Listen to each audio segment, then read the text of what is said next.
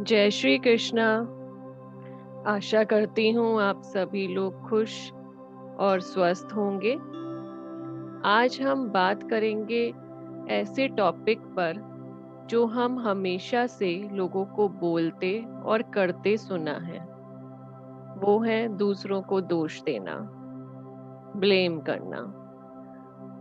हम दूसरों को ब्लेम करने को अपना अधिकार मानते हैं और इस मैटर में सबसे ऊपर जो नाम आता है वो है भगवान का,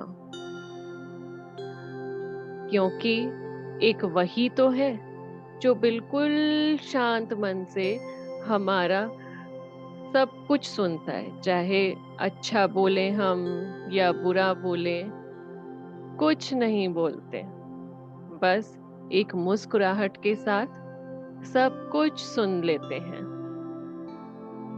जब हम जीवन में ज्यादा दुखी होते हैं तो भगवान को बोलते हैं, जब हम ज्यादा खुश होते हैं तो भगवान को बोलते हैं कि हे भगवान, इतनी खुशी दे दी, हमसे तो संभाले नहीं संभल रही है। तो सिंपल शब्दों में अगर हम बोलें तो भगवान एक हमारे जीवन में एक सॉफ्ट टारगेट है, जिसको जो चाहा, जो मर्जी चाहा कहा और चल दिए अपने काम पर। हम सभी इंसान हैं। दूसरों पर ब्लेम करने से पहले एक बार खुद के लिए या खुद को जरूर देखना चाहिए। भगवान कभी किसी को दुखी देखना नहीं चाहते। सबको उनके कर्मों के आधार पर फल दिए जाते हैं। तो क्या कभी हमने अपने कर्मों को देखा है? कभी जाने अनजाने में किसी का दिल दुखाया हो? और कुछ लोगों को तो आपने देखा होगा कि दूसरों को परेशान करने में उनको बहुत मजा आता है। जब कर्मों का रिजल्ट सामने आता है तो यही बोलते सुनते हैं कि हे भगवान, हमने तो कभी किसी का मजाक नहीं उड़ाया है, तो फिर हमारे साथ ऐसा क्यों? लो जी, कर दिया भगवान पर ब्लेम। इस क्यों का जवाब या इस क्यों का आंसर भगवान के पास नहीं है,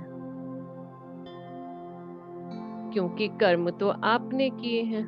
तो इस क्यों का आंसर भी आप ही के पास है। आपके कर्मों में इस क्यों का आंसर है। ऐसा क्यों? ये आप या हम सभी अपने कर्मों में देखेंगे तो इस क्यों का आंसर हमें मिल जाएगा। इसको ऐसे समझें कि आपने कोई पेड़ लगाया, अब उसके फल खट्टे हैं या मीठे, दोनों ही आपके हैं।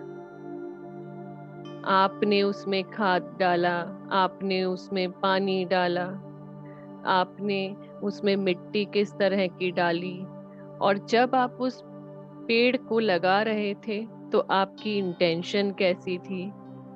ध्यान रखिए, आपकी इंटेंशन भी आपके कर्मों में ऐड होती है। एक एक पल, एक एक क्षण कि आप किसके लिए क्या सोच रहे हैं, क्या बोल रहे हैं, सब लिखा जा रहा है। तो दूसरों पर ब्लेम करने से पहले आप सभी को, हम सभी को अपने कर्मों को अपनी ओर जरूर देखना चाहिए। और आज से ही शुरुआत करते हैं कि हम दूसरों को ब्लेम करना या दूसरों पर दोष देना, दोष डालना, ये बंद कर दें। अगर मान लीजिए सामने वाले ने कुछ गलत किया है तो छोड़ दीजिए भगवान पर या उस शक्ति पर। कोई बिना हिसाब किए यहाँ से नहीं जाता। किसी किसी का इसी जन्म में हिसाब होता है, किसी का वहां प्रभु के पास जाकर, पर हिसाब सबका होता है। तो इस चीज की आप चिंता मत कीजिए। कि उसने हमारे साथ ऐसा किया, उसने हमको ये बोल दिया। ठीक है, बोल दिया तो बोल दिया, वो बैठे हैं ना, हिसाब सबका वो करेंगे।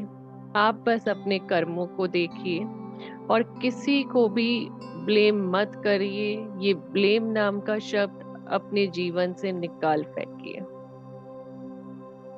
और चाहे अनजाने में या जानकर, कभी भी अगर आपने किसी को ब्लेम किया है, तो रात को सोने से पहले सबसे पहले अपने आप को सॉरी बोलिए, अपने आप को क्षमा कीजिए, फिर दूसरों से क्षमा मांगिए कि आपने उन पर ब्लेम किया या दोष लगाया, उसके लिए क्षमा मांगिए।